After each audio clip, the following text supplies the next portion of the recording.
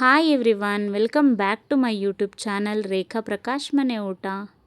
ಇವತ್ತಿನ ಈ ವಿಡಿಯೋದಲ್ಲಿ ಕಾರ್ನ್ ಪಲಾವ್ ಮಾಡೋದು ಹೇಗೆ ಅಂತ ನೋಡೋಣ. ಸ್ವಲ್ಪ ಡಿಫ್ರೆಂಟಾಗಿ ಮಾಡ್ಕೊಳ್ಳೋಣ. Like usually vegetables pulao, tomato pulao ಈ ಥರ ತಿಂತಾ ಇರ್ತೀವಿ. ಫಾರ್ ಅ ಚೇಂಜ್ ಇವತ್ತು ಕಾರ್ನ್ ಪಲಾವ್ ಮಾಡೋದು ಹೇಗೆ ಅಂತ ನೋಡೋಣ. ಅದಕ್ಕೆ ಬೇಕಾಗಿರೋಂಥ ಇಂಗ್ರೀಡಿಯೆಂಟ್ಸ್ ಬಂದುಬಿಟ್ಟು ನಾನು ವೆಜಿಟೇಬಲ್ಸ್ ತೊಗೊಂಡಿದ್ದೀನಿ. ಇಲ್ಲಿ ಕ್ಯಾರೆಟು, ಬೀನ್ಸು, ಆಲೂಗೆಡ್ಡೆ ಮತ್ತು ನವಿಲುಕೋಸು.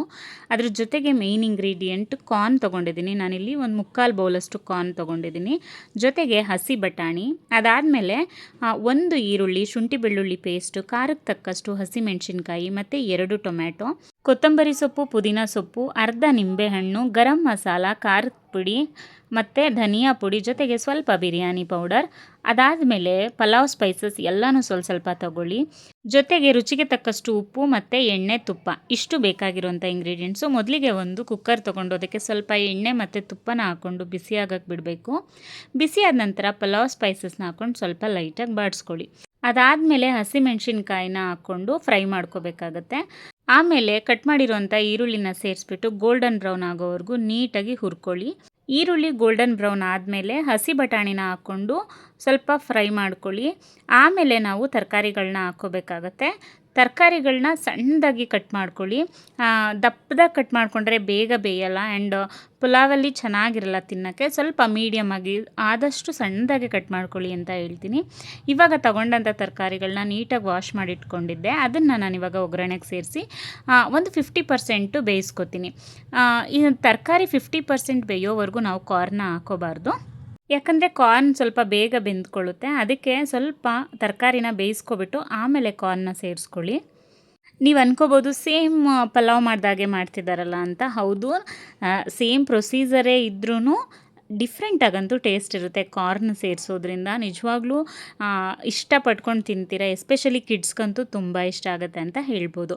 ಇವಾಗ ರುಚಿಗೆ ತಕ್ಕಷ್ಟು ಉಪ್ಪನ್ನ ಹಾಕ್ಬಿಟ್ಟು ಮತ್ತೆ ಮಿಕ್ಸ್ ಮಾಡಿ ಚೆನ್ನಾಗಿ ಬೇಯಿಸ್ಕೋಬೇಕು ತರಕಾರಿ ಮತ್ತು ಕಾರ್ನ್ ಎಲ್ಲನೂ.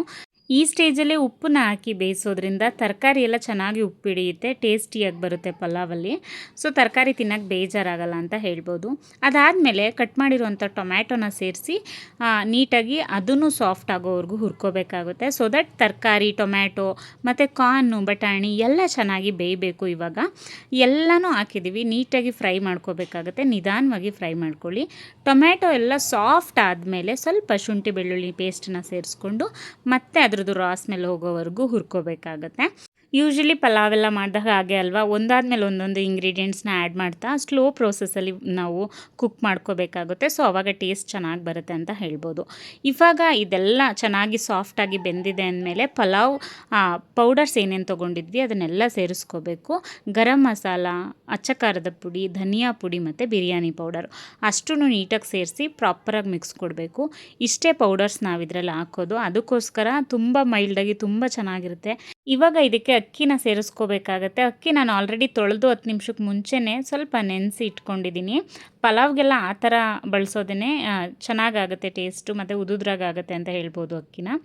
ಇವಾಗ ಇದನ್ನು ನೀಟಾಗಿ ಮಿಕ್ಸ್ ಕೊಟ್ಬಿಟ್ಟು ಒಂದು ಅರ್ಧ ನಿಂಬೆಹಣ್ಣನ್ನು ಹಿಂಡಬೇಕಾಗತ್ತೆ.